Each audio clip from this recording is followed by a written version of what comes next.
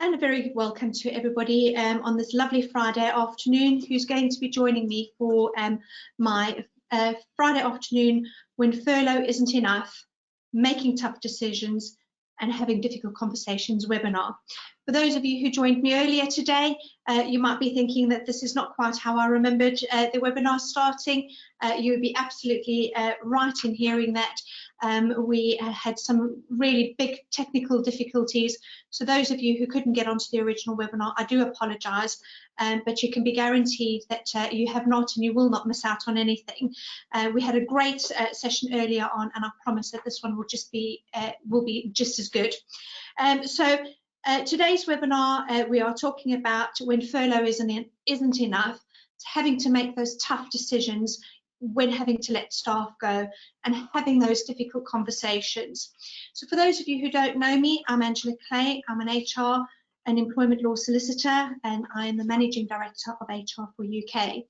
For those of you who don't know who HR for UK are, we are a leading provider in HR support and employment law, payroll, pensions and health and safety services.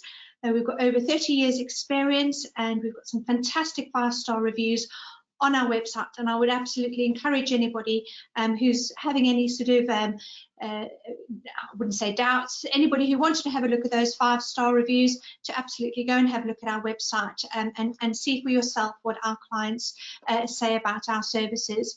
Our website, just as a quick reminder, is www.hrforuk.com.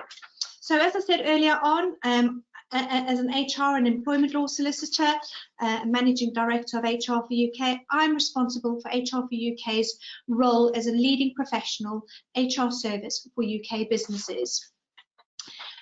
My vision and my passion is to make sure that your business not only successfully comes out of this crisis, but you do so in coming out with having my clear, practical, professional advice to help you through these very challenging and very unprecedented times that we find ourselves in.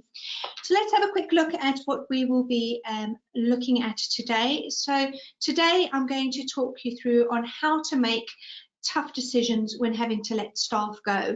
I'm also going to talk you through how to have those difficult conversations so that I can gear you up so that you will be able to change employee contracts to suit the business needs and certainly provide you with the tools that you will need to follow a redundancy process.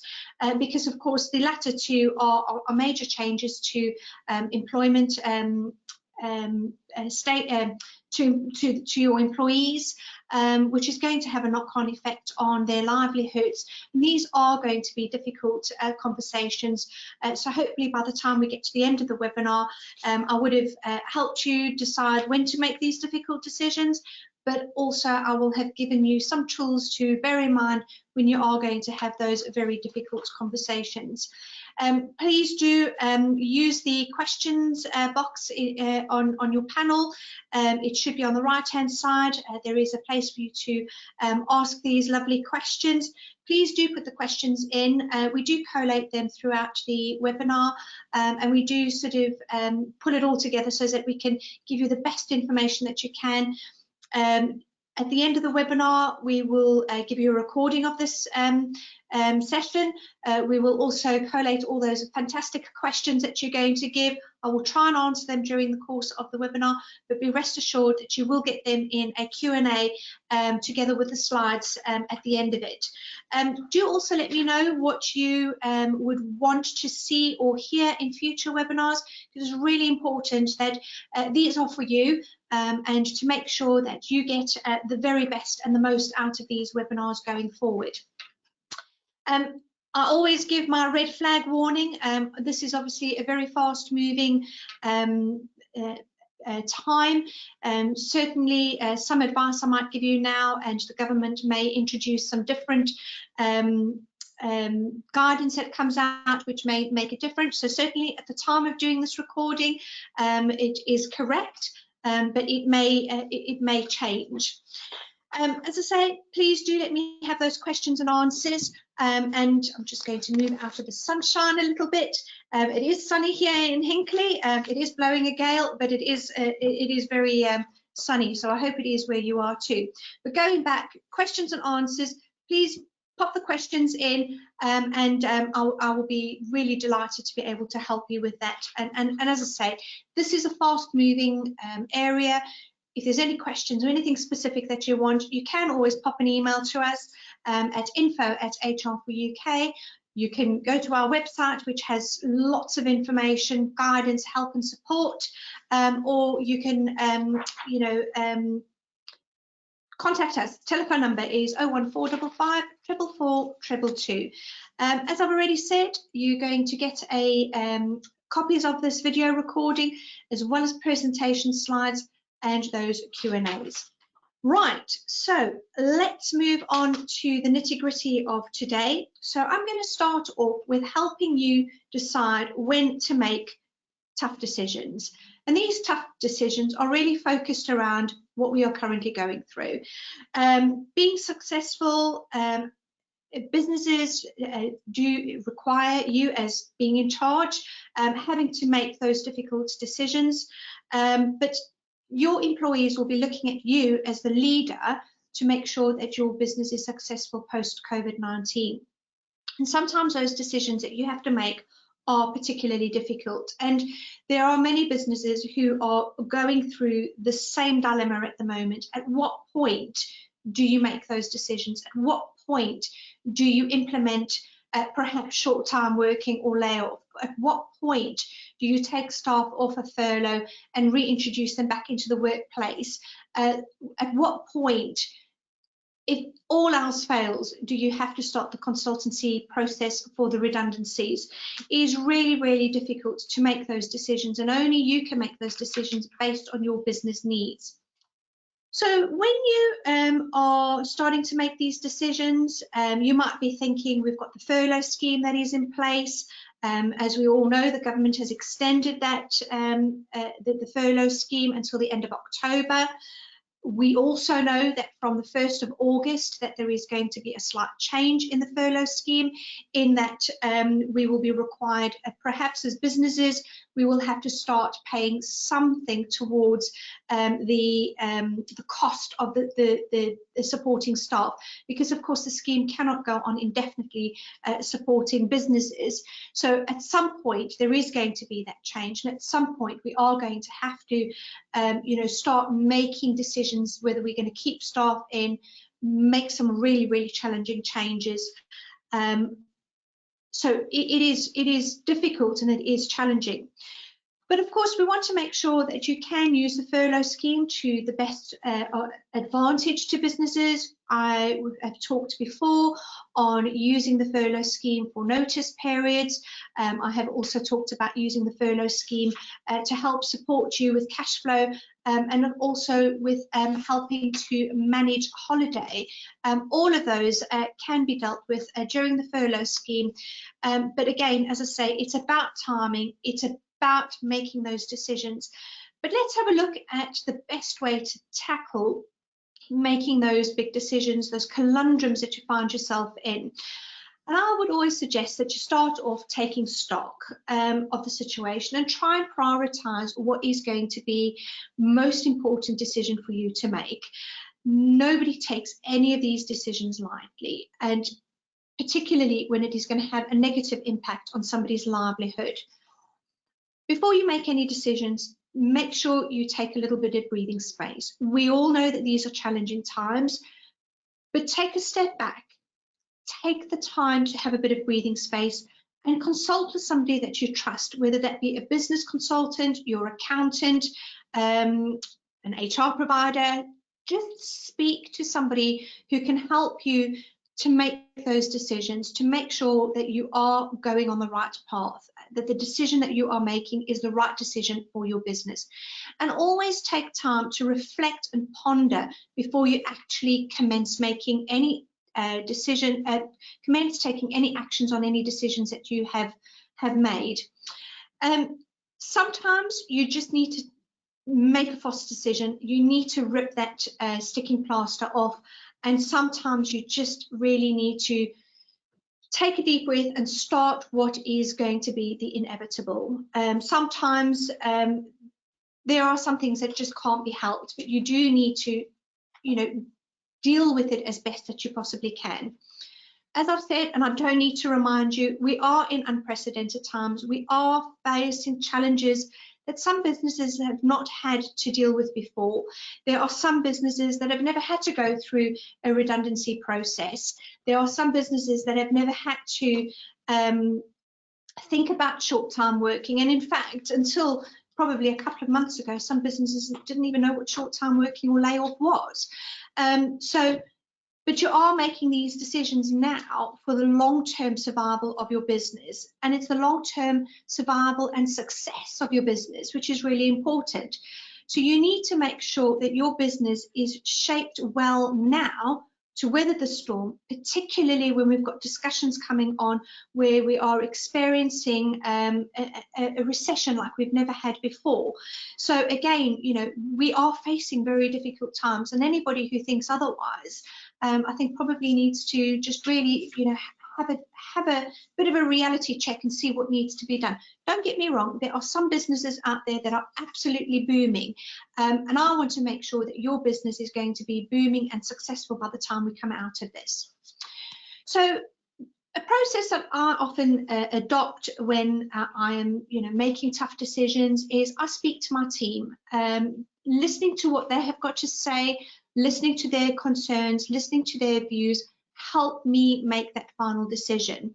The worst thing is not to make a decision at all, because you can't progress going forwards unless you've made that decision, so you can't avoid it. One of the toughest decisions that you have to make is when you are going to be terminating the employment or changing an employee's terms of employment that is going to have an impact on their financial means.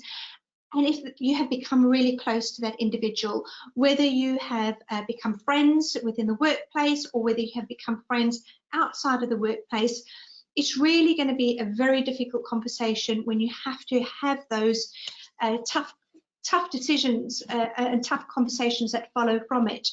And it's not easy, but do remember, as a business owner, you have a duty to ensure that your business is profitable as possible, and that some of the tough decisions that you have to make is for the long-term viability of the business. Once you've reached a decision, that decision, it actually needs to be taken as soon as possible. As soon as you've come to that conclusion that this is what you have to do, act on it. Because the longer you leave it, the more difficult it's going to be to have that difficult conversation, which I will talk to you about in a little while. But just some top tips when you are making tough decisions. Write down the positives. Yes, you're probably thinking what positives are coming out of COVID-19, but helping you to look forward. Don't just focus on the negatives, because there are going to be positives that are going to come out of it. And it's important to have some of those positives, which is going to have help in that, decision-making process. Again, when working on looking at that decision-making process, look at facts, look at figures, write them down, because when you see those facts and figures written down, making that decision is so much easier because you are making it from process rather than from the heart. And it can help you avoid going off track or going down a rabbit hole, because having it in black and white in front of you does help and does keep you focused when you're making that decision. Difficult decisions, make sure you think objectively on how it is going to impact your business. Sometimes it's really easy to think of subjective matters why you shouldn't be making that decision, but we know that these aren't decisions that are made lightly. Most business owners, like myself, I hire and I inspire a brilliant team. So when it comes to having to think about perhaps letting them go, it's got to be for the best interest of the business. And that is going to be one of the most challenging decisions you are going to have, is letting go some really, really strong employees, and also some really close people that you have got to work very closely with over the last couple of years.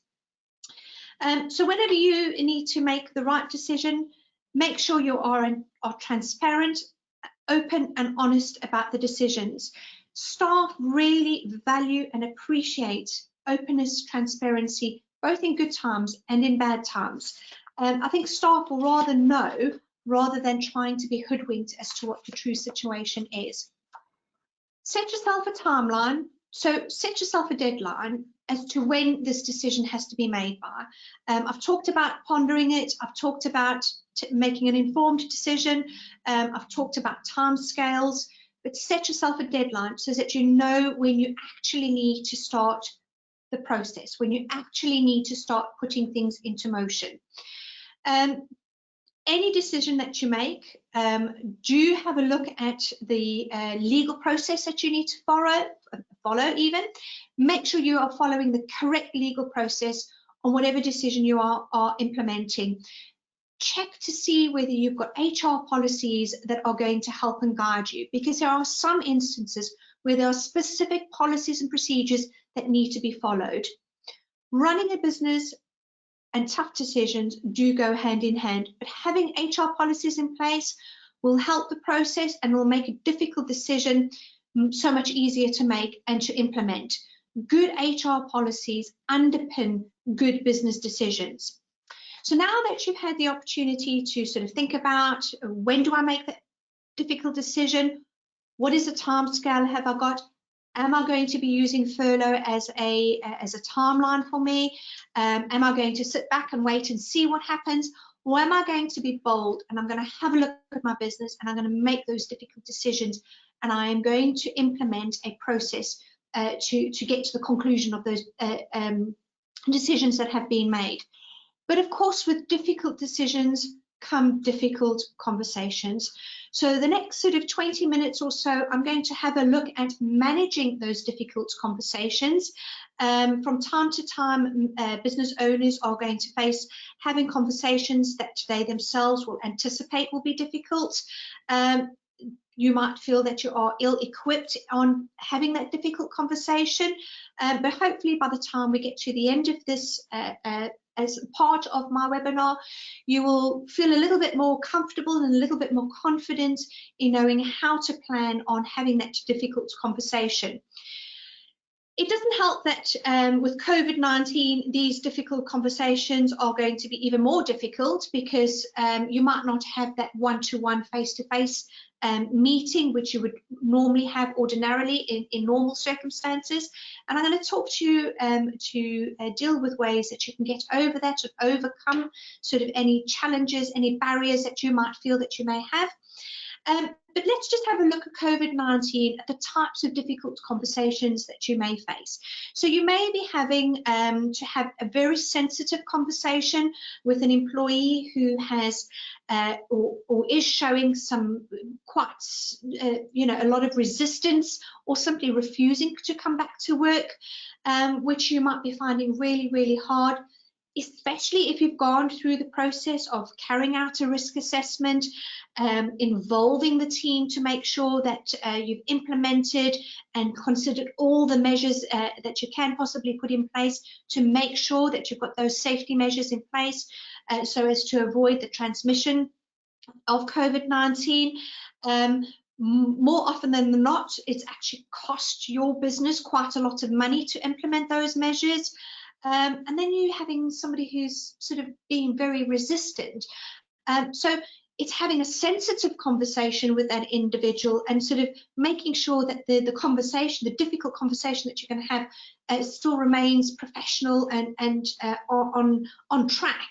Other difficult conversations that you may have in light of COVID-19 is talking about staff, putting them on short-time working, putting them on layoff, because of course short-time working and layoff, you've got to have the contractual right to be able to do that. But whether you have the contractual right to do it, or whether you agree as part of an alternative to redundancy, it is going to have an impact on their finances, which is going to have a huge impact on them as an individual, and it's going to be quite negative. So again, the difficult conversation that you're going to have is to try and overcome those barriers. And then, of course, you know, you've got the ultimate difficult conversation to have is if you've had a look at all alternatives and there is no alternative but to start that redundancy process. And it's really, really difficult explaining to an employee that their job is at risk of redundancy. You know, we are in very difficult times. It is probably going to come not as a surprise, but probably as a real shock, because it will be the reality of the situation that will be kicking in. But again, you know, as a manager or as a business owner, having to instigate that difficult conversation can be quite daunting. It can be really overwhelming. The natural tendency is to try and delay taking action, waiting to see if maybe it will get resolved without you having to do anything. Procrastination is not going to solve anything, and we really know that COVID-19, whilst it is going to come and it's going to go as it did, you know, it's going to take time. So it's better to tackle the difficult conversation in sharing that difficult decision that you've had to make sooner rather than later. And as I said, you know, it may be a situation of ripping off that sticking plaster or actually addressing the inevitable. But addressing the issue really early on builds and maintains a good working relationship with your employees. It's a natural tendency to put off a difficult conversation because of perhaps the complexities of it, the emotions that it's going to arouse, not only your own emotions, particularly if it's your own business and it's really tough times that we're in, but also the emotions that are going to be aroused with the individual that you're having that conversation with. You may be fearful on how that people are going to react and respond to the decisions you are going to be making. We only need to know what response has been, you know, felt by Rolls-Royce, confirming that they have to take that difficult decision in making mass redundancies. You know, a lot of people are thinking, well, this isn't right. So again, you know, it's managing that all part and parcel of, you know, the situation that we find ourselves in. But as a business owner or as a line manager, if you've been tasked with a job in, you know, having to have these difficult conversations, is you might be concerned that perhaps you're not feeling supported by other members of the team. You might feel that you're not being supported by knowing what the legal procedure is to follow. You might be feeling really out of your depth, which is going to heighten your own anxieties in having difficult conversations. Knowing how to adopt the right approach, make sure that you prepare yourself carefully. You know, have a look at skills that you can, you know, learn as you're going to be having these conversations. Prepare your mindset and your own behavior to be able to maximize your ability to be able to handle the conversation effectively and to steer it to a conclusion that is acceptable to both parties who are involved. Do remember that even if it is a non-negotiable outcome, it's still important to still value what the other employee, the other individual has got to say. So I'm going to spend a little bit of time on just going through a little action checklist on how to approach a difficult conversation. The more you can be prepared for the difficult conversation, I want to say the easier it will be. Difficult conversations are never easy, but it will become more comfortable and you will be able to preempt any challenges that you may face. So let's just have a look at, the first thing to have a look at is determining the purpose of the conversation. You need to understand what is that conversation going to be about. There are two key issues you need to bear in mind. One is the purpose or the reason for the conversation, and the other key issue to remember is what is the outcome or the resolution. The purpose and the resolution or the reason and the outcome needs to be the focus during, certainly before the meeting, before the conversation, during the conversation, and after the conversation, because the two are a beginning and an end. You have to have that beginning and end in any discussion that you are going to be having. So the second point to consider is handling contentious issues. Handling a difficult conversation is very different to having a normal, regular, day-to-day conversation. You are going to be touching on emotions, feelings, thoughts, opinions, which may or may not be agreed on. So again, having that right approach is really, really important. Make it your aim to reach a mutual understanding through a mature and collaborative exchange of views and ideas. Working together is so much easier than working against each other. You might find that encounters of having a difficult conversation is going to push the envelope, it's going to push you out of your comfort zone. So it's really important that you will need to be more assertive in the way you are delivering your conversation, but also you need to be mindful on how you approach any challenges that may come your way. Don't be overzealous in defending any challenges sent your way. Just, take it in a calm, relaxed approach. Be prepared to be challenged on what you think, because you've made a decision, and that decision has been based on your thought process. Somebody else may not think that that is the same approach that you should be taking.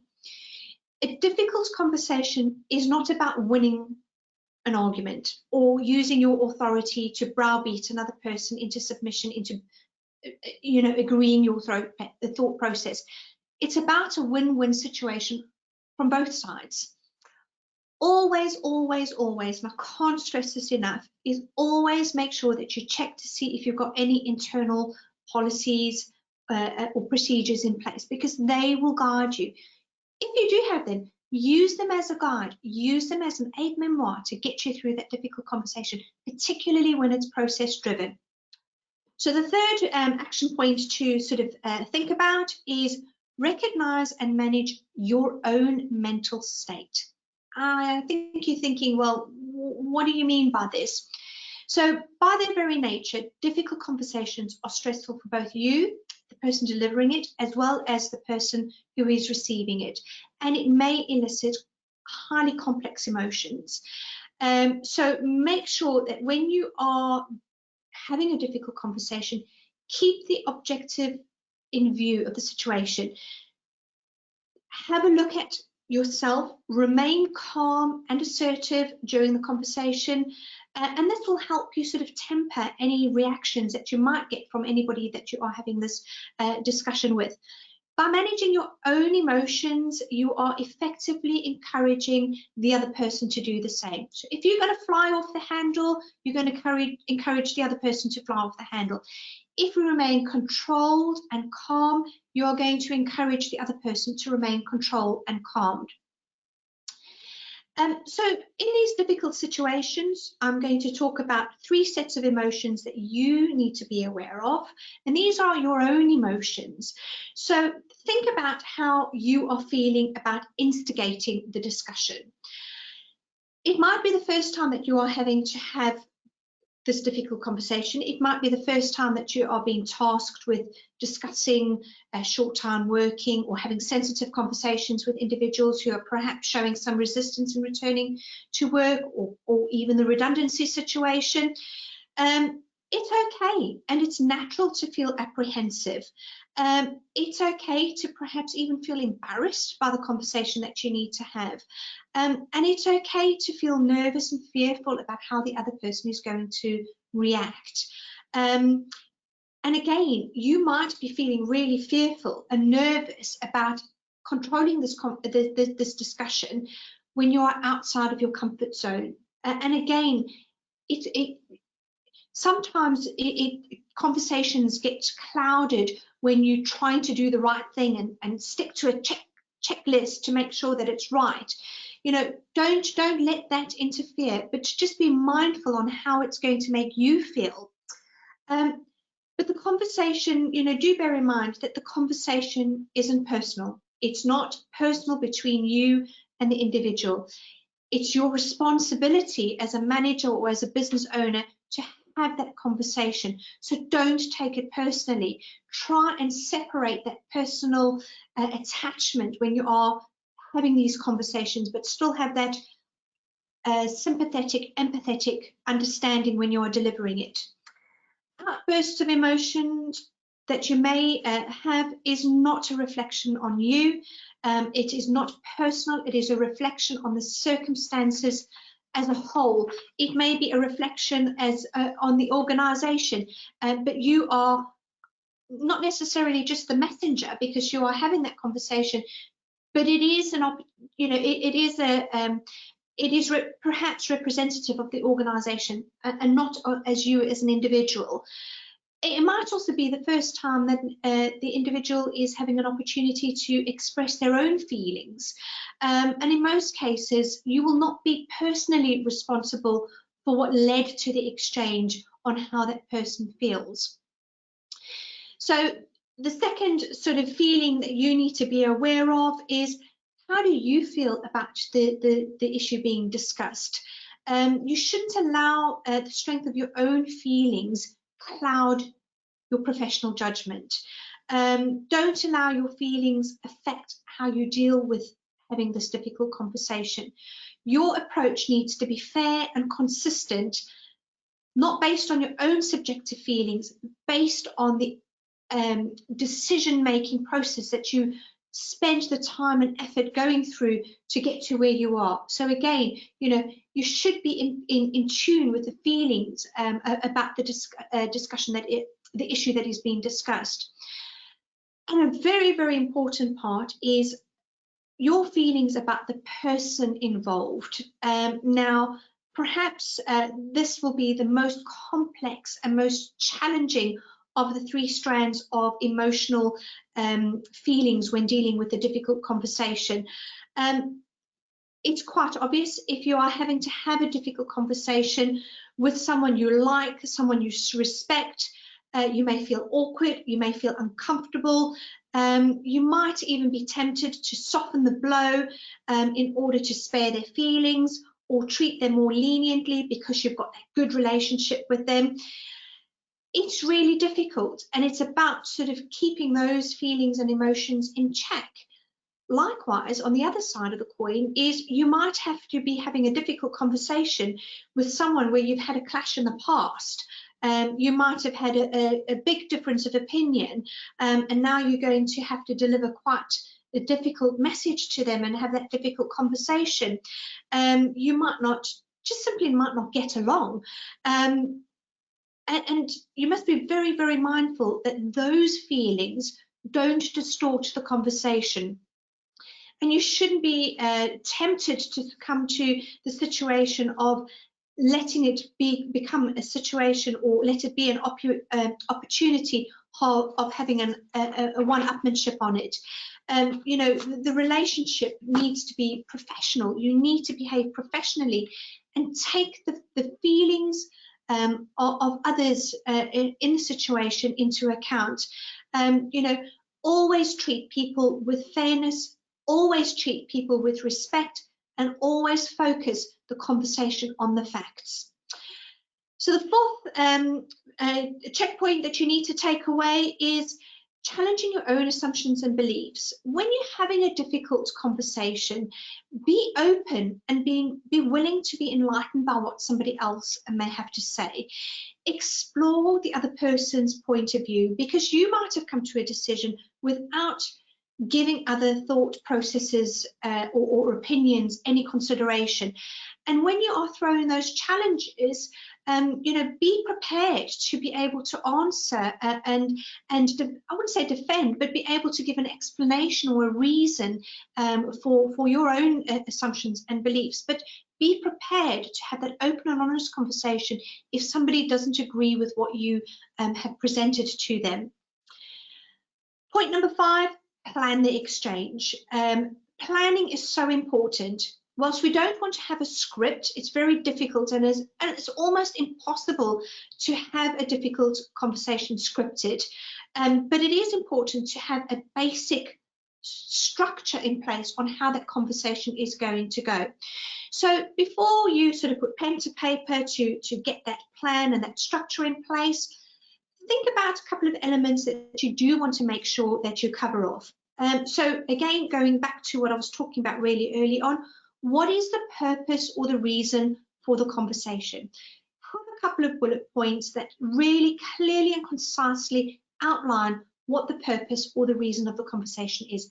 For example, if it is going to be about discussing someone's objection or a refusal to come into work after you've ensured that there is a safe working environment, you know, make sure that that is what the meeting is about. That is what the discussion is about. Likewise, if you are looking to implement short-time working or layoff, again, that is the purpose or the reason for the conversation. Again, if it is going to be about a redundancy situation, that is the purpose or the reason of the conversation. Have it clear, have it concise so you can share it. Have your views on it. You know, explain the reasons why you have to do what you have to do. Have an opportunity for the other person's views and opinions to be heard. Share thoughts, share feelings, share ideas. Reach an agreement. It may well be that it is a non-negotiable outcome, but at least agree that, and always agree what the next steps are going to be, because there's nothing worse than coming out of a meeting, especially after having quite a difficult meeting, not knowing what those next steps are. So make sure you are as well informed about the discussion you are going to have, because there's nothing worse than being blindsided by someone throwing a question to you and you don't know the answer. Whilst it is always good practice to say, you know what, I don't actually know the answer to that, but I'll come back to you. But the more information and the more well prepared you can be, the better the conversation will go. So again, gather all the relevant information. If you've got reports, facts, information, if you've got figures that you've based decisions on, make a list of it. Make sure you've got the key points on hand. And again, make sure if there's anything that you think you're going to go off track, they're not forgotten. So even during the conversation, if a point is raised, you know, go back to it. You know, don't let the conversation take a different turn because you're being given a curveball because of a response from the individual that you are having. Also think of the way you are expressing yourself. So there's two ways that individuals can be expressed. The most obvious way is by language. Don't drop landmine language into a conversation when you don't agree with what the other individual is saying. Similarly, non-verbal elements are just as important as language, verbal elements. So again, body language, your voice, your tone is also very important when you're having that difficult conversation.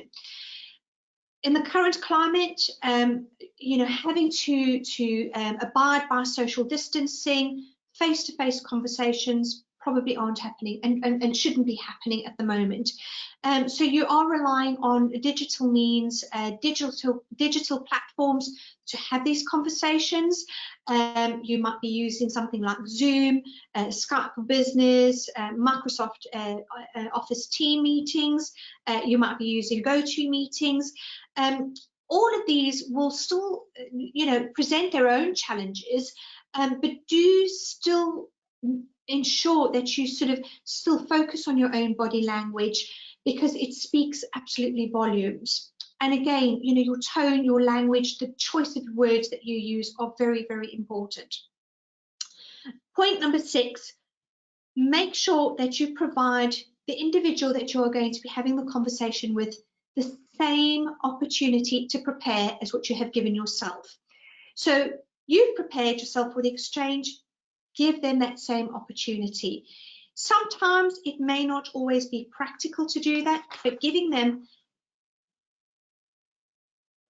giving them as much opportunity to be able to prepare themselves is only fair.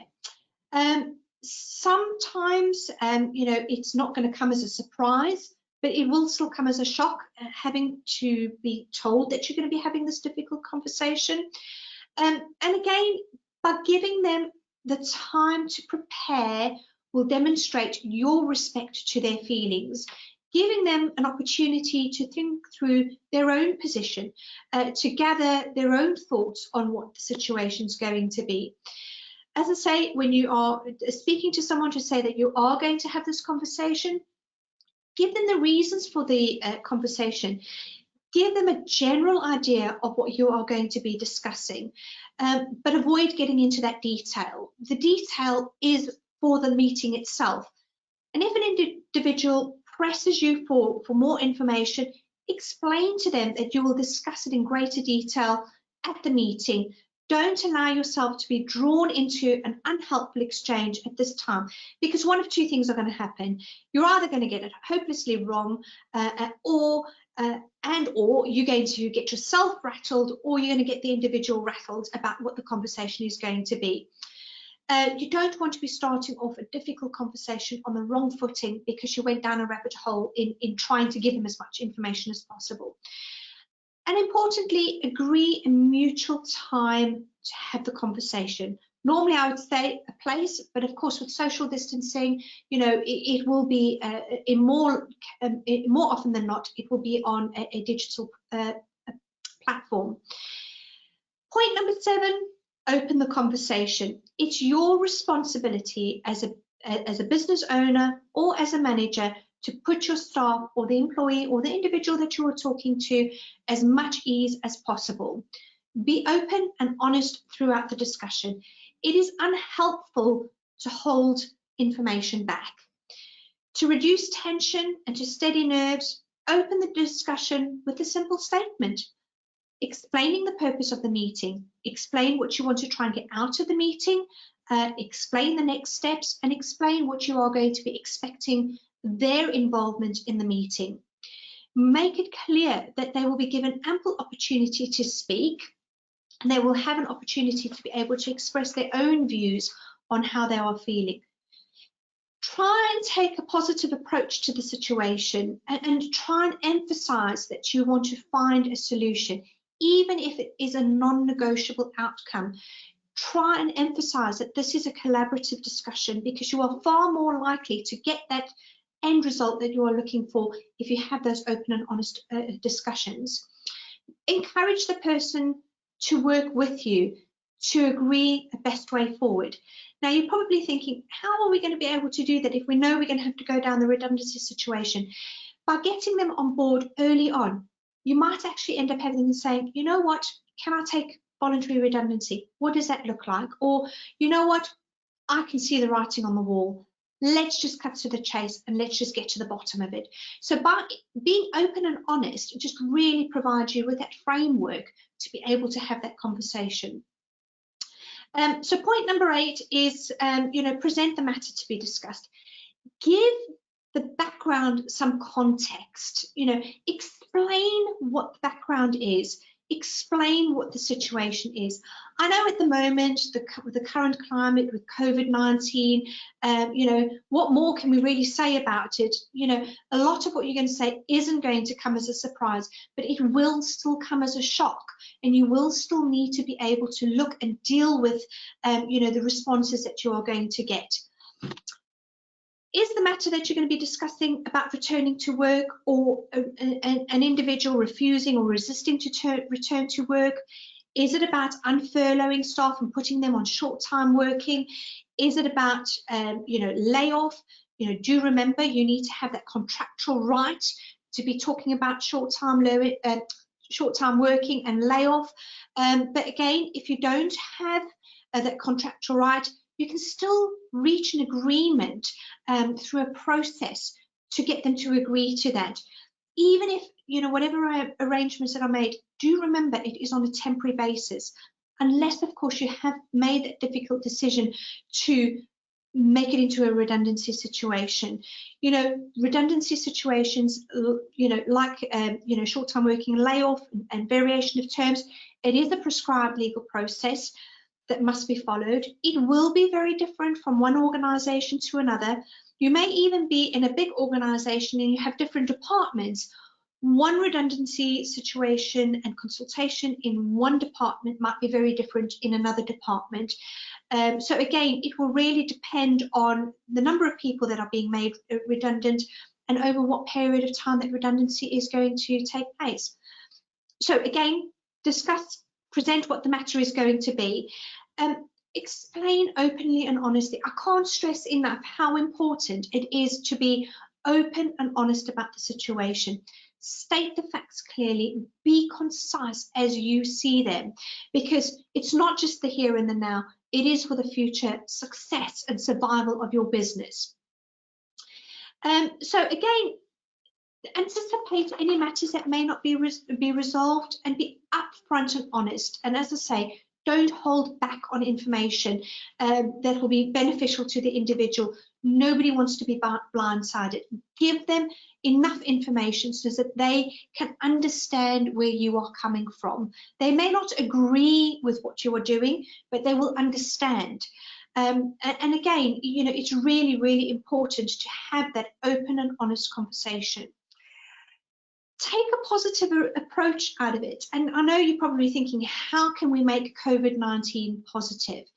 But if you are going to be, you know, discussing, you know, what you have to go through now, it's about the long-term success of the business. COVID-19 is nobody's fault. Nobody asked for it. Nobody wishes it upon anybody. It is what it is. It is unfair, but it is what it is.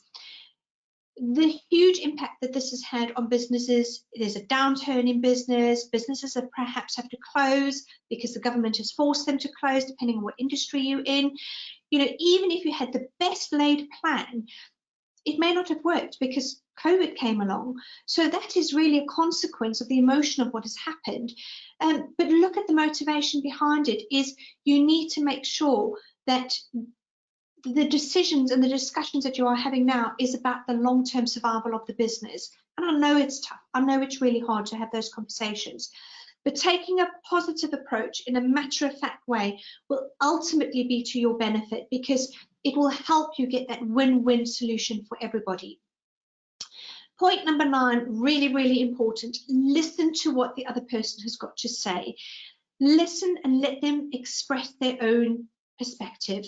They may not agree with what you're doing, but do give them the opportunity to express how they feel. Don't assume that you know how they are feeling. Don't assume anything. If they say, or their views and opinions are different to yours, don't try and challenge it. Listen to what they say, and be respectful to how they are feeling. Take the time to reflect on what they are saying and assess any potential implications that they are saying. Because quite often when you are listening to those conversations that are coming back to you, you can identify potential pitfalls that you might find yourself in. So listening to what is being said, to what you've presented to them, is really, really important. You know, they may be sharing something with you that you had no prior knowledge about. And it could significantly alter your decision, or your ultimate decision on after having that conversation. You never know. COVID-19, they might come up with something that you weren't aware of that may inadvertently put you in a disadvantaged position. Demonstrate that you are listening. Take on board what they are saying. You know, don't go off, you know, with the fairies, even if you don't agree with what they're saying. Be involved. Take on board what they are saying. Doing this, you know, you can do this by adopting an open posture. Don't sit there with your arms crossed, flicking your pen, writing down notes. You know, use body language to convey that you are inviting confidence. You're giving them the opportunity to have an open and honest conversation with you as well. And so again, consider it from their point of view on how your body language is being displayed. Don't forget that the person that you're speaking to, they themselves might be feeling vulnerable or exposed. These are unprecedented times. They may be very fearful about the financial implications of the discussions that you are having. They may have never been involved in a redundancy situation. They may have never been involved on short-time working or layoff. You know, they may never have been on a digital meeting before. So again, they might have been feeling quite isolated and alone, having been on furlough for the lockdown. I mean, we've been on lockdown now for over 8 weeks. It might be the first time that you're having that conversation with them. So again, you know, these meetings, you know, may in the current climate be more vulnerable than what they would have been if it was perhaps a face-to-face conversation. So do bear that in mind when you are having that, and give them the opportunity to express themselves. Point number 10, handle reactions with care. We just don't know how somebody is going to respond. You know, nobody likes bad news. Nobody likes to hear something that is going to have a negative impact on them, irrespective of what the cause root is. People don't like bad news, and people react and respond very differently. Their range of emotions can be fear, anxiety, they might be shocked, they might be angered, they might start crying, they might start shouting at you. There's all sorts of emotions that will come out of it. As I said earlier, angry outbursts or tears, or that moment of silence. You know, we've all been in a situation where people are shocked into silence, but make sure that it is dealt with the utmost care. Empathize, understand, be sympathetic, because this is a very, very difficult time. People, when they are upset, particularly in situations like this, their natural instinct might be a defense mechanism. Defense mechanisms kick in. It's fight. People are fighting for their lives. People are fighting to keep their jobs. They are fighting to keep their livelihood. Give them the opportunity to express themselves. Normally the initial outburst is out there, and then they sort of realize and come back, well, actually, you know, it's perhaps a little bit stronger than what I anticipated. We've all been there. Give them an opportunity to reflect on their outburst or how they have behaved, but don't judge them on how they have behaved, because it is a difficult situation. It might feel a bit extreme for you. You might think that it is unmerited, it's irrational, but whatever you feel, put it aside, because it's about how they are feeling being presented with this difficult situation. But as I say, acknowledge their emotions and respond with kindness and empathy. Put yourself in their shoes. Understand how you would feel if you were in a similar situation. Most of these outbursts will be short-lived and give the individual an opportunity to compose themselves. They'll probably be quite embarrassed, but assure them that their feelings are understandable and it is natural in these circumstances. Difficult conversations cannot be rushed. Give the individual the time and space to respond to the news that they have just received. If it's quite overwhelming, take time. You might want to call time out and say, should we pick this up in half an hour? Should we pick this up tomorrow? Again, what you say and how you behave, particularly when you are hit with that wall of silence, just consider that this is the way that they are dealing and managing and processing the information that you have just given them. So point number 11 is just, let's just have a quick look at, in cases of, resisting or refusing to return to work, or resisting or refusing to go on to short-time working or layoff. The important thing is to try and find a middle ground. Try and find an amicable solution that's going to work for both of you. Because the individuals will still be in your employment, it's really, really important to make sure that you nurture those relationships going forward, because how you deal with difficult decisions, difficult conversations is going to set the tone on how that relationship is going to evolve in time going forward. Make sure that, whatever and however you possibly can, try and keep the positive going. I know we are in really difficult times. I know it's really challenging, but try and maintain positivity, because it will support you in the long run. You know, don't try and force the issue. Don't try and coerce the other to accept your way of thinking. It's about finding that middle ground, even when you know, it is a non-negotiable outcome. You know, be helpful, be understanding, be sympathetic. So, you know, whatever the outcome of the conversation, it's really, really important that the individual feels supported. They feel that they, whatever they have said and shared has been taken and is being taken seriously, even when they are receiving unwelcomed news. So, you know, just a couple of top tips for managers and business owners, what you should avoid. Avoid ignoring what the other person has to say. Avoid disregarding the other person's feelings. Avoid allowing the other person's feelings to cloud your professional judgment. Avoid using a position to manipulate or to coerce the individual to feel and share the same way as you are. And don't, whatever you do, don't belittle the other individual's response. So just a couple of top tips on, you know, how to manage that difficult conversation. You know, hopefully from that you've managed to get some real pointers as a checkpoint going through on managing that difficult conversation. I know we're quite pressed for time, but you know, I know we sort of have these webinars for an hour. I do want to go over this next point really, really briefly. You know, it's about changing contracts to suit the business. There are two, you know, elements to that. It's considering whether it is a temporary change or whether it is a permanent change. So again, either way, whether it's temporary or whether it's permanent, you do need to go through that legal process. Make sure you cover proper processes, procedures, and make sure that you have that contractual right to do it.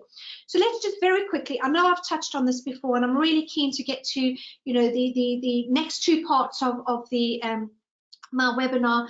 I do hope that you can stay with me, because I really want to get to the nitty-gritty and the you know, the meaty bit of this. And if I waffled on a little bit too much, you know, I do hope that you have found what I have said helpful. But listen, bear with me, and we will get through to these other bits. So just very quickly, temporary changes to you know, your business. So this is when we are talking about short-time working layoff.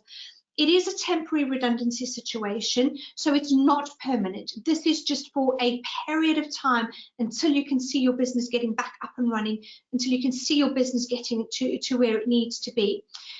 Do remember that short-time working and layoff, you must have the contractual right to invoke it. Even if you are going to invoke it, you do still need to have that difficult conversation, explain to the individual what you are doing, why you are doing it, and get their agreement and their buy-in. Even if it is non-negotiable, this is how, you know, this is what has to happen. You still need to go through that process.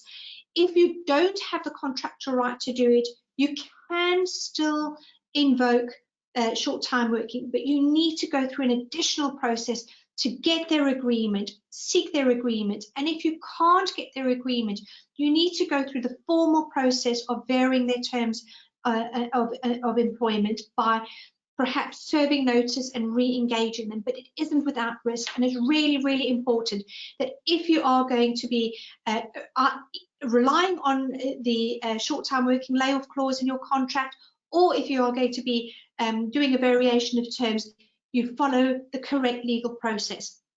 Don't risk it by getting wrong, particularly when you've got expert help and support there where you need it. Don't try and do it on your own. Get that expert help and support, and I'll talk to you more about how we can help you at the end of my webinar. So again, so we've talked about short-term temporary changes. You might be thinking about making more permanent changes. This is perhaps where you know, you're going to be putting people onto part-time working. It is a permanent change. This is a variation of terms. Again, it is a legal process that you need to follow. You cannot and should not be cutting corners, because the risk of that is too great. You cannot make a unilateral change. You must consult with your staff, and you must get their agreement. So again, I'm not going to go into too much detail. It is a process, but it does still involve making that difficult decision. It does still involve having that difficult conversation. But in terms of following due process, I can't stress enough the importance on that. So again, do drop in, questions. I can see there's a lot of questions coming into our question box. I will get to those. I'm quite keen to get through to the end of what I've got to say. I've got lots more to say, which I think you will find quite valuable, and I'll go to those questions and answers at the end. So let's have a look at this final piece of my webinar for this afternoon, is following the redundancy process. Now this, to be perfectly honest with you, is it's an entire webinar on its own, and I will definitely be putting on a specific webinar dealing with the redundancy process, and this will follow in the next few weeks. So please do look out for it. It will be, redundancy from beginning to end, keeping you on the right side of the law. So do look out for that webinar. But if you are starting to think about making employees redundant, there are a number of important considerations that you do need to take into account. So let's start off is redundancy should be the absolute last resort. It should not be the first thing that's going to come to mind. It should be the last resort, because not only are there financial implications to it, there is also, there are other ways to help you in the meantime to get you to a point where perhaps redundancies may not be required. Don't forget that once somebody's been made redundant, it's a permanent thing, especially if you are potentially going to be losing some key people that you really don't want to be doing. So again, can't stress enough that redundancy should be the last option, not the first. So let's have a look to see if there is an alternative. So alternatives to redundancy is, we've got the furlough scheme. We've got the government-supported furlough scheme. The job retention scheme we know is available until October. We do know, however, that there are going to be changes to it at the end of July. So from August through to October, it is going to be slightly different, but it is an alternative to redundancy. You may want to even consider keeping staff on furlough, but without the government scheme. So again, that is another option. You can keep staff on furlough. Furlough, don't forget, is an agreement to have staff stay at home, to do no work, and to get reduced wages. So don't overcomplicate things with the refund that you will get with the government-backed scheme, with your own furlough scheme that you may have and have staff to agree to. It is a temporary measure. It's not a permanent change, but it is, as I say, it is an alternative to redundancy. You might want to consider what natural wastage might come along in the next couple of months. You might want to have a look at how you can train and redeploy members of staff to perhaps other parts of the organisation. That may well be a way of avoiding redundancy. And again, I've talked about this quite a lot, is introducing short-time working or temporary layoffs. Again, I've mentioned it before, it must be a part of a contract of employment or agreed via a variation of terms. So those are some options and alternatives before you actually start going through the redundancy process. So if you are thinking, actually, we still need to go one step further, start thinking about what redundancy payment you will have to make, because making staff redundant is going to cost you money. There are ways that you can reduce that cost, and I will talk about that in a minute, but in terms of statutory redundancy pay, there is nowhere out of it. You will have to pay employees redundancy pay if they have at least 2 years of continuous service. Now, redundancy pay is calculated on a formula based on age, length of service, and weekly wage. Weekly wage is capped at the current rate, which is £538 per week, and the length of service is also capped at 20 years.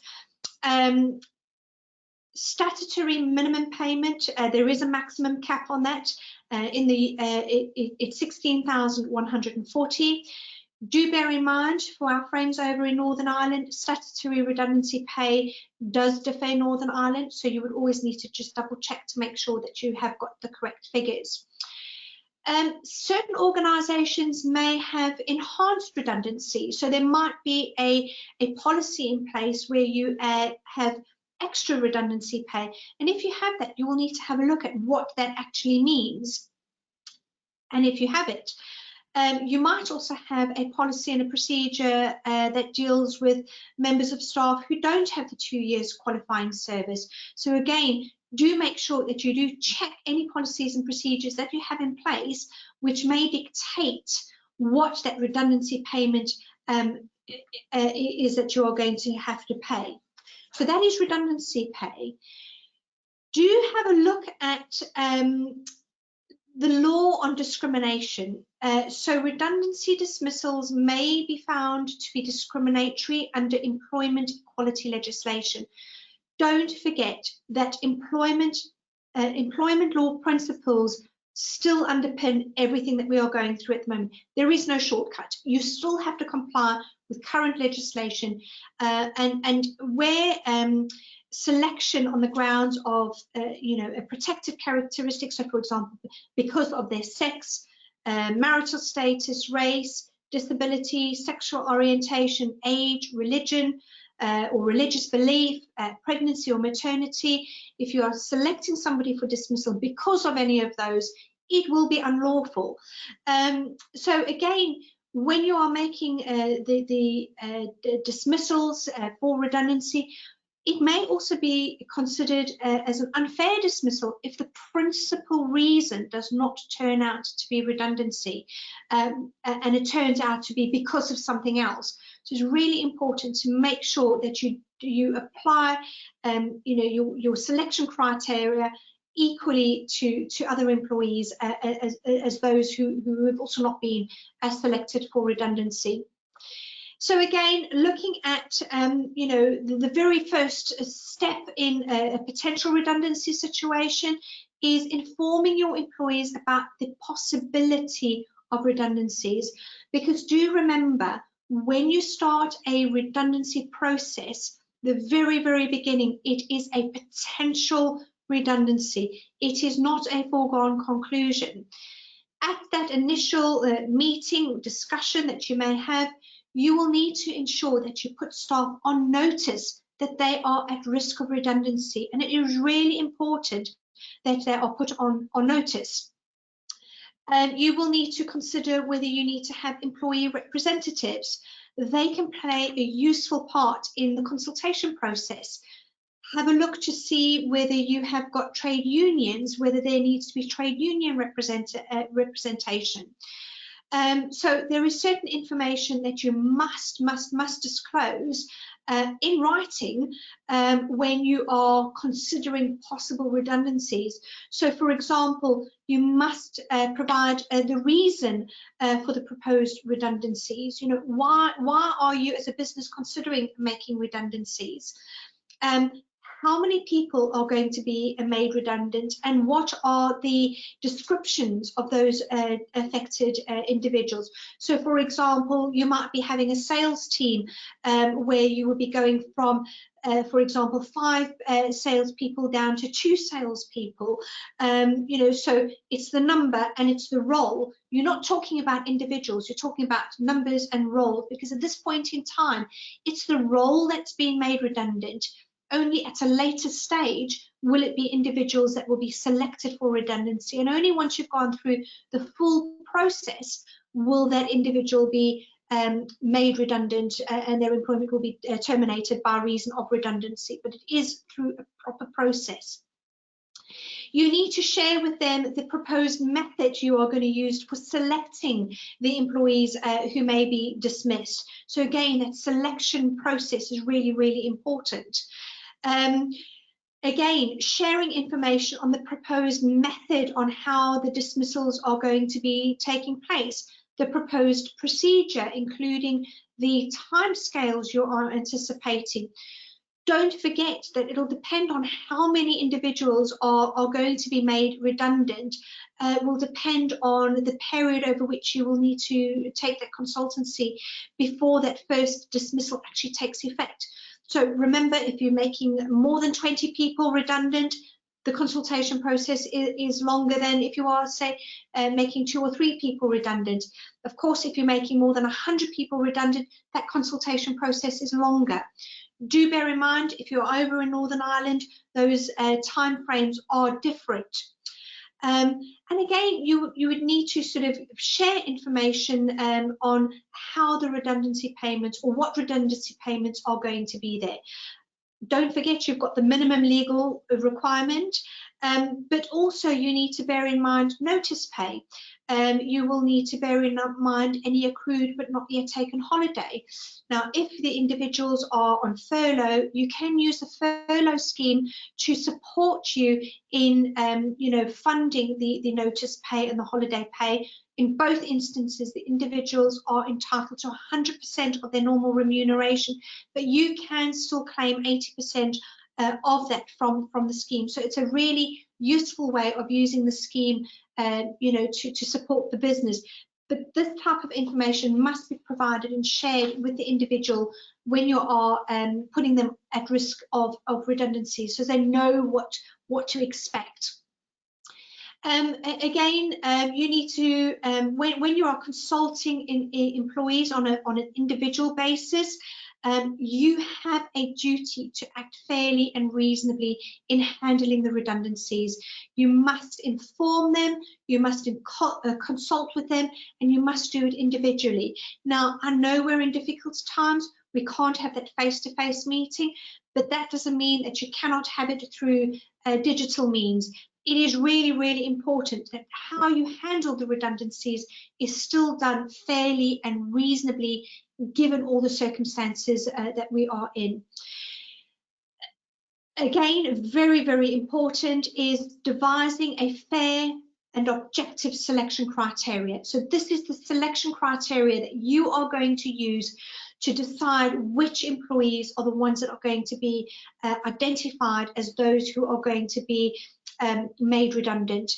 Having a fair and objective selection criteria will put you in good stead if anybody challenges the decision as to why they were made, or why they were selected for redundancy over somebody else. And when you are applying it, you will be able to apply it independently and objectively.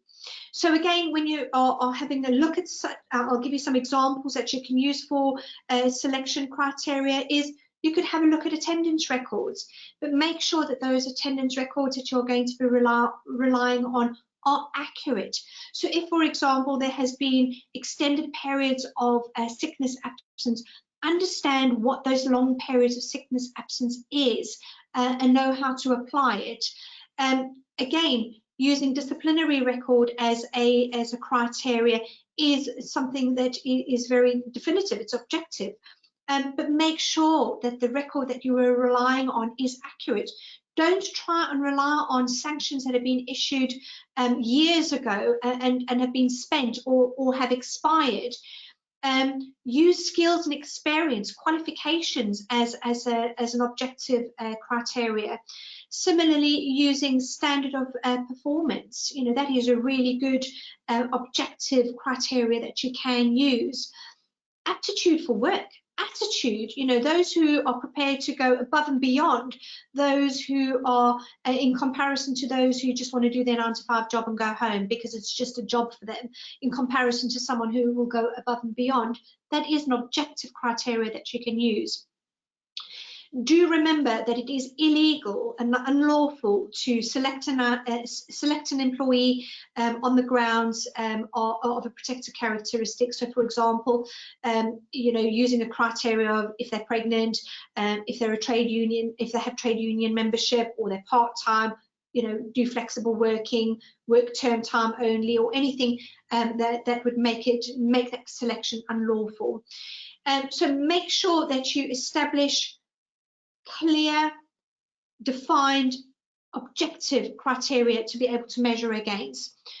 Make sure that you have an appeals process. Again, having that process in place will help you in being able to identify any sort of issues, you know, where it has been challenged.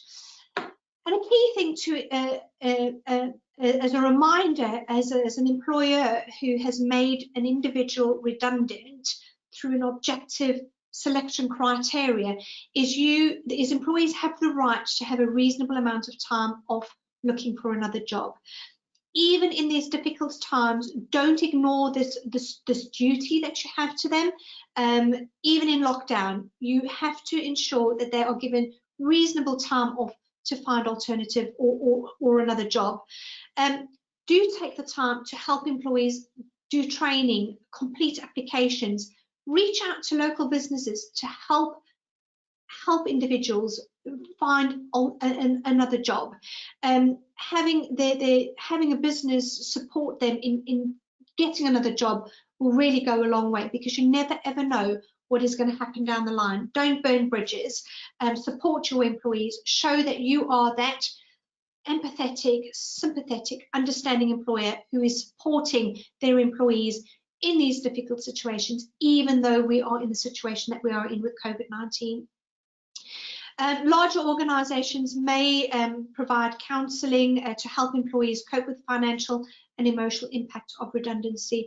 That is going to be even more so in the current climate.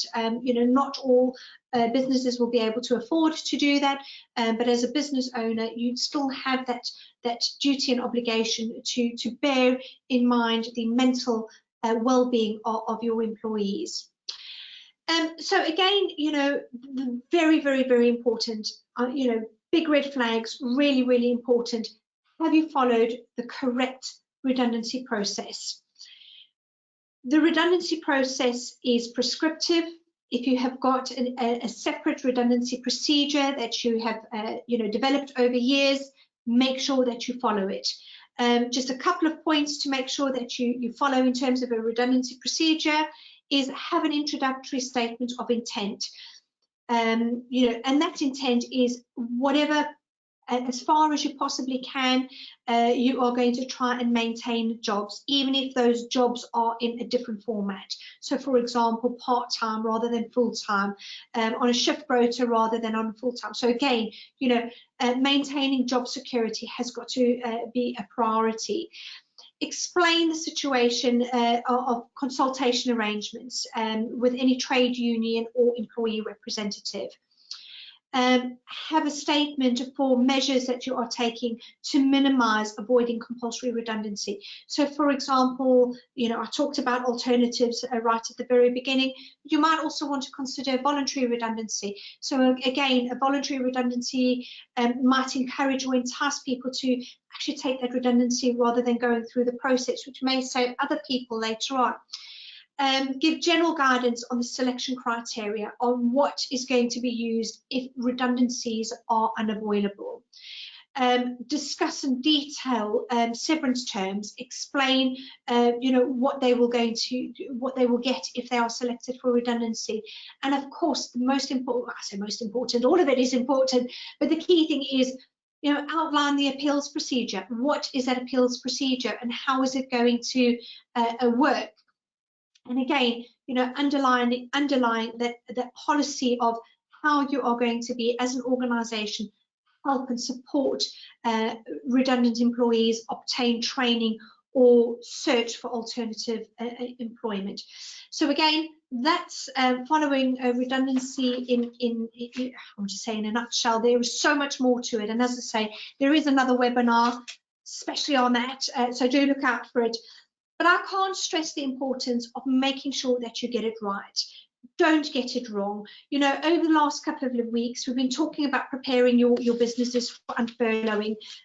Don't forget, your business has been affected by this national crisis, and the demand for your services will dictate on how you manage your workforce going forward. Manage your workforce, make those difficult decisions, plan those difficult decisions, plan those difficult conversations to share those decisions, you know, include everything that you possibly can. preparing your business, is perhaps going to be a boom afterwards, but you will need to consider all of it. But I fully understand and appreciate that a lot of businesses are looking at the cliff edge that we're obviously going down. You want to be making sure that you prepare your business as best as you possibly can for going forward.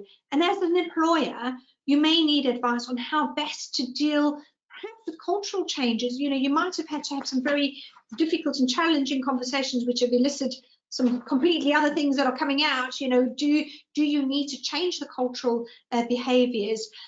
But all of that, whatever your business is going to look like post-furlough, post-COVID-19, you will need sound advice to help you navigate through these difficult and challenging areas.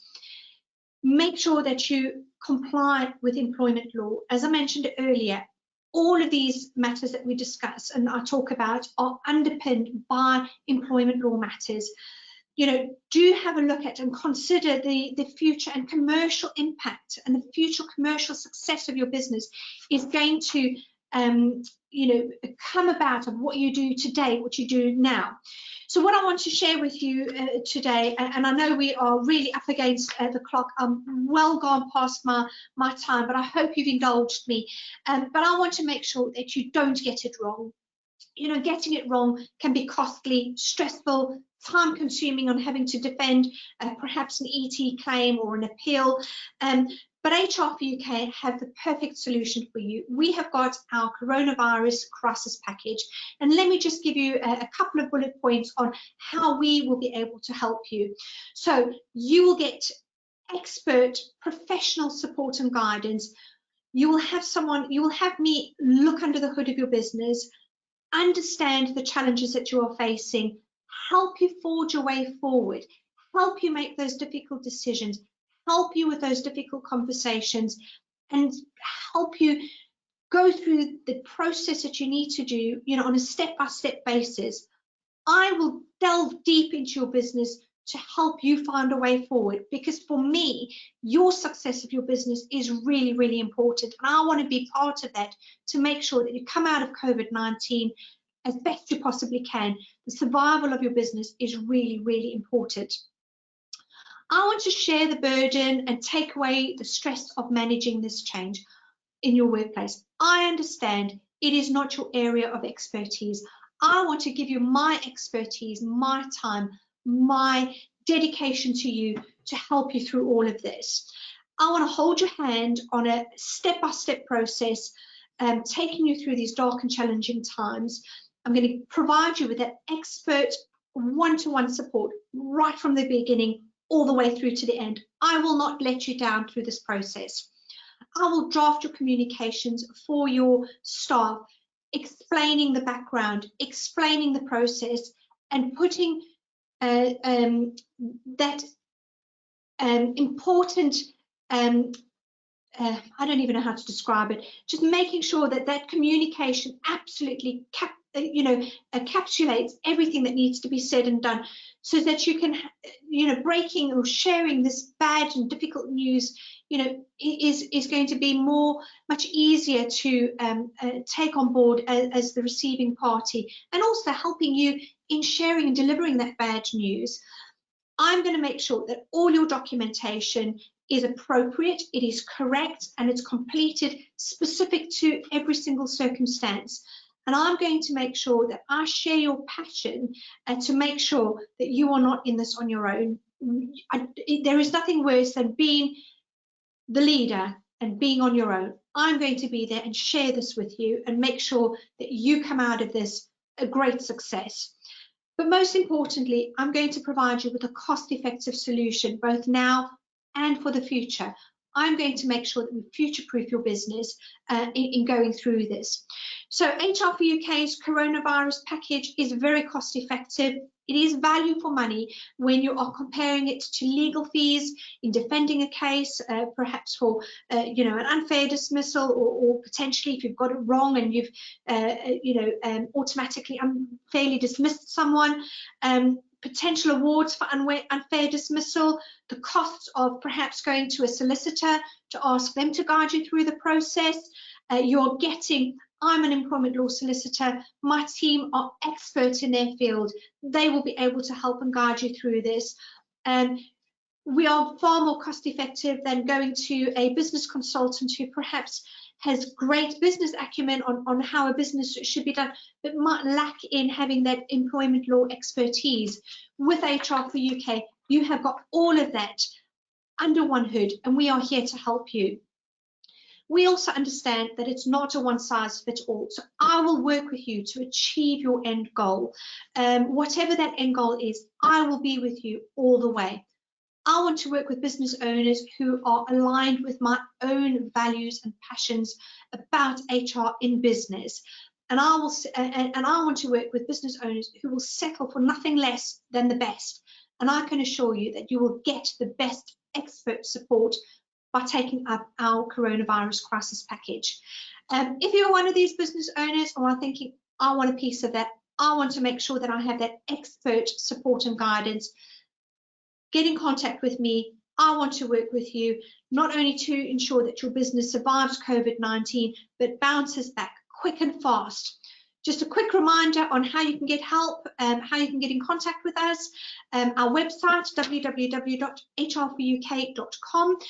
You can telephone in, it's 01455 444 222, or you can email at which is info@hrforuk.com.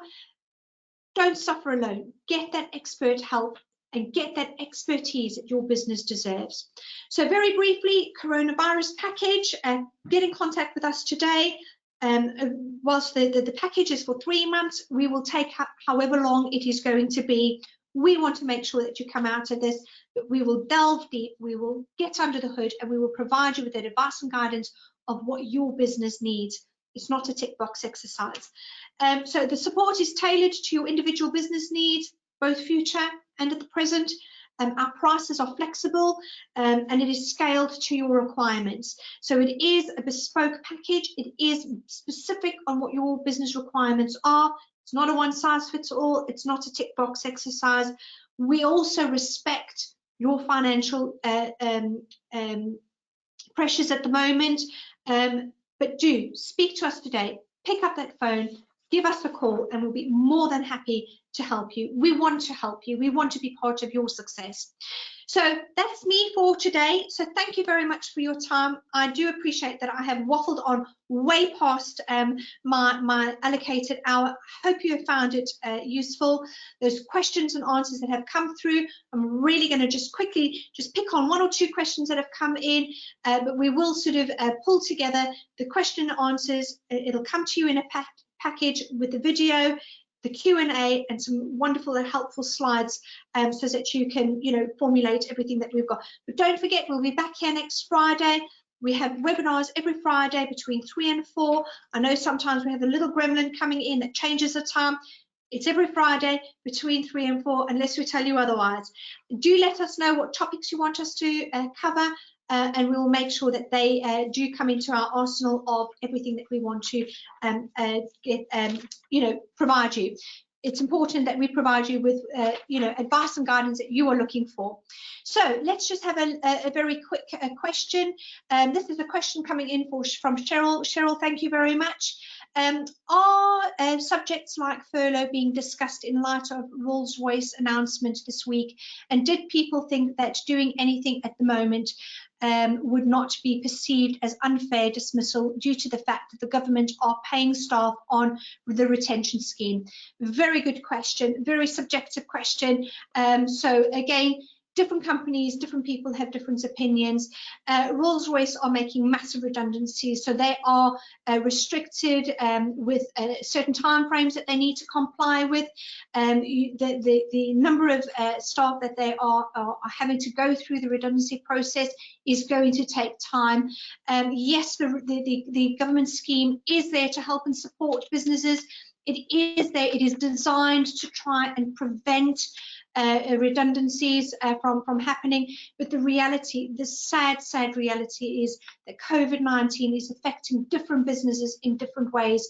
Some of them will not be able to survive the long-term effects of COVID-19 and need to make some very, very difficult decisions now. So yes, as I say, the government scheme is there, you know, to support and prevent redundancies, but as I say, it cannot be prevented if that is what needs to be taken. But do use the furlough scheme for as long as possible. There isn't a fairness coming into this, as I said earlier on. You know, COVID-19. Fairness isn't a factor that we can, you know, bring into it, because it is unfair. It should never have happened, but it is, and it has, and we need to address it and deal with it. So, Cheryl, I hope that answers your question. Again, I've got a question that's come in from Sue. So, Sue, thank you very much for sending your questions in. Question: can you confirm whether any? Sorry, I'll put my teeth in. Can you confirm whether any employees who have worked less than 2 years could be laid off and no redundancy payments apply? That's absolutely correct. Employees are only entitled to statutory redundancy pay once they have completed 2 continuous years of employment. So anybody with less than 2 years employment will not be entitled to statutory redundancy pay. But do, as I mentioned earlier on, do check your own policies and procedures. If you do have enhanced procedures and redundancy payments, do double check that, because you may well have something factored in for somebody who has got less than 2 years. But as far as statutory is concerned, no, you have to have those 2 years qualifying service to be entitled to that statutory pay. Another question that has come in: can an employer request short-time working if there is a clause in the employment contract? This could mean less days with less hours. Absolutely. If you've got the short-time working and layoff in your contract of employment, you can invoke that. But again, do bear in mind that you do still need to have that conversation to implement it. And again, it is having an impact on their livelihood. It will have an impact on their wages, their pay packet that they're going to take home. So it is going to be a difficult conversation that you are going to have with them. But again, just a reminder that if you don't have that in your contract of employment, you will need to go through a different process. You can still invoke short-time working and layoff, but you do need to go through a very different process. So again, the two are quite different. So very good question. Thank you very much, Sue. Another question here: at what point, as we get close to the end of October, is it advisable to decide on any layoffs? So again, that is a personal decision that any business will need to make. As I said earlier on, perhaps end of October is when the scheme is going to come to an end, but we also know that the scheme is going to be slightly different from the 1st of August, when it is going to, there is going to be a requirement that employers are going to have to start, you know, contributing towards the costs. It is an individual and a personal decision as to whether you start layoffs before that or after that. You know, if the scheme is there to support businesses, I would certainly advise businesses to take advantage of having the benefit of the scheme. I would also advise businesses not to wait too long. You know, think about, we talked quite a lot earlier on about making that difficult decision. Take the time on factoring that in when making those decisions. We do have a couple more questions, but I have turned into a pumpkin. I've taken up a lot of your time. I do want to say thank you very, very much for listening to me today. Thank you for joining me today. You know, do look out for those slides, Q&As, and a video of you know, this recording today. Have a wonderful weekend, everybody, and have a fantastic bank holiday Monday. Thank you very much, and take care, and bye for now.